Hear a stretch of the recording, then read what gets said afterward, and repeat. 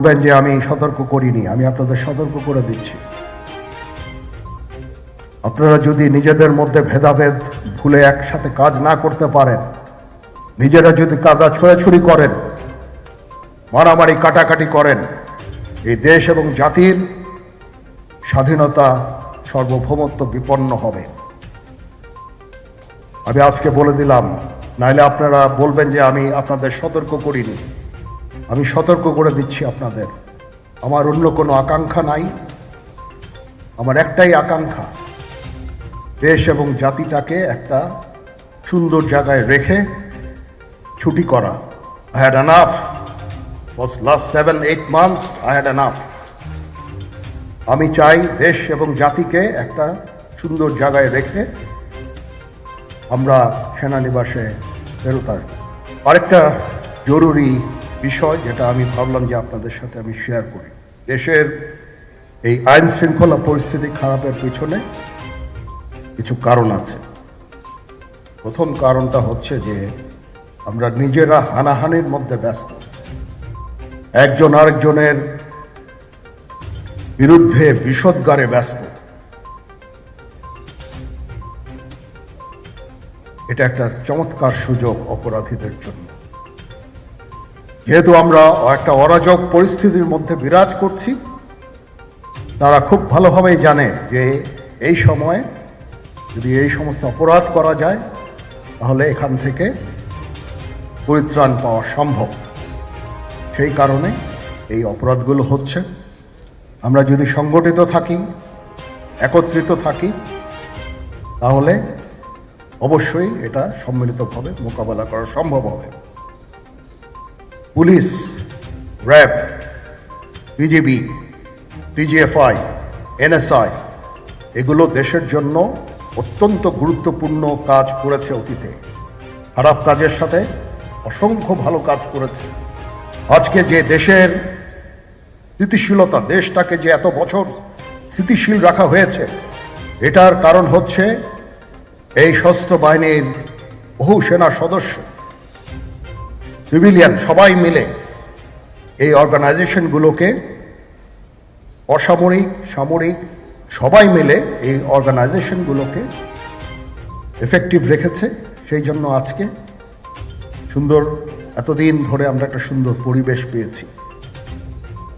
এর মধ্যে যারা কাজ করেছে, যদি অপরাধ করে থাকে সেটার শাস্তি হবে, অবশ্যই শাস্তি হতে হবে। না হলে এই জিনিস আবার ঘটবে।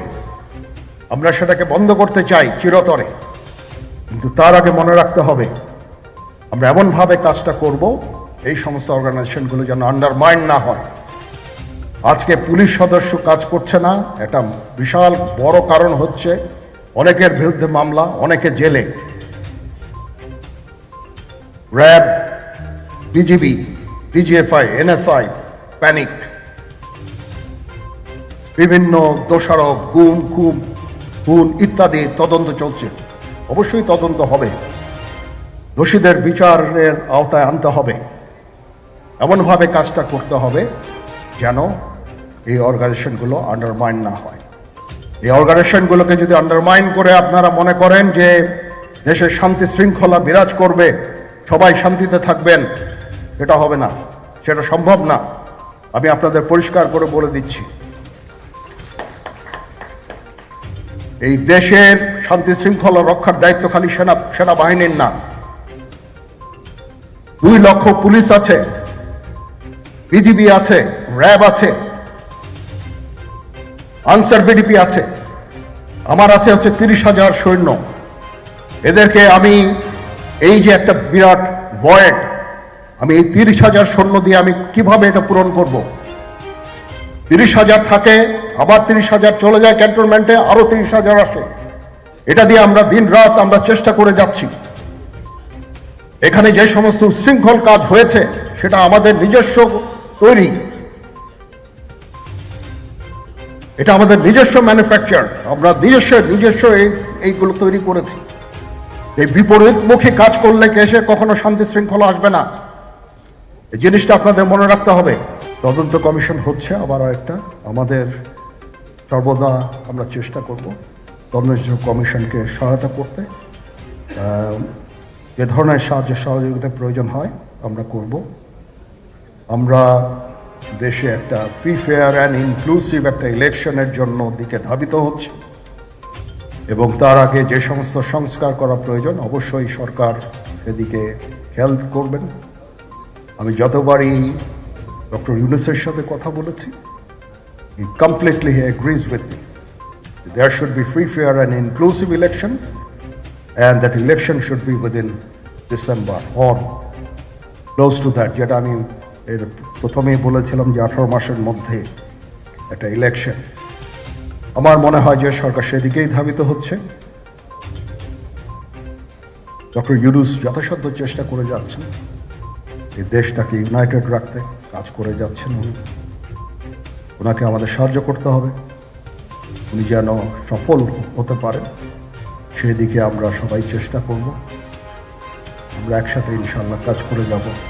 আসেন আমরা নিজেদের মধ্যে মারামারি কাটাকাটি না করে আমরা ইউনাইট আওয়ারসেলস, দেশ জাতি যেন একসাথে থাকতে পারি সেদিকে আমাদের কাজ করতে হবে।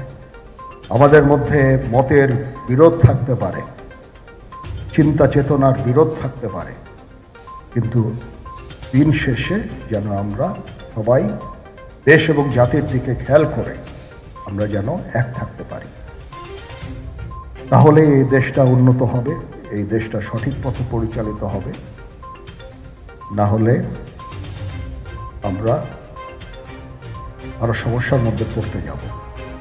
বিশ্বাস করেন, we don't want to head, ওইদিকে আমরা যেতে চাই না।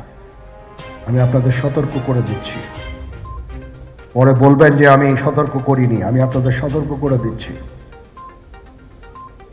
আপনারা যদি নিজেদের মধ্যে ভেদাভেদ ভুলে একসাথে কাজ না করতে পারেন, নিজেরা যদি কাদা ছোড়াছুড়ি করেন, মারামারি কাটাকাটি করেন, এই দেশ এবং জাতির স্বাধীনতা সার্বভৌমত্ব বিপন্ন হবে। আমি আজকে বলে দিলাম, নাইলে আপনারা বলবেন যে আমি আপনাদের সতর্ক করিনি। আমি সতর্ক করে দিচ্ছি আপনাদের।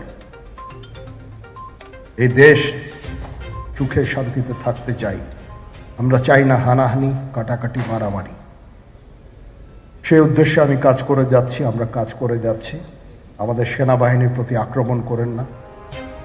একটা কমন জিনিস আমি দেখতে পাচ্ছি, সেনাবাহিনী এবং সেনা প্রধানের প্রতি বিদ্বেষ কারো কারো। কি কারণে আজ পর্যন্ত আমি এটা খুঁজে পাইনি। আমরা হচ্ছে একমাত্র ফোর্স যেটা আপনাদের জন্য কাজ করে যাচ্ছি, দাঁড়িয়ে আছি প্ল্যাটফর্মে।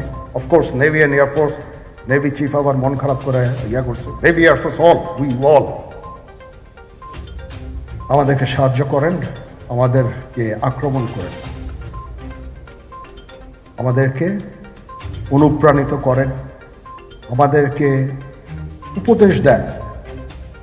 কোনো একটা সমস্যা হয়ে গেলে আমি নুরুদ্দিন স্যারের স্বর্ণপন্ন হই এবং উনি আমাকে উপদেশ দেন। সিনিয়র জেনারেলরা আমাকে উপদেশ দেন, আমি সবার কাছে স্বর্ণপন্ন হই।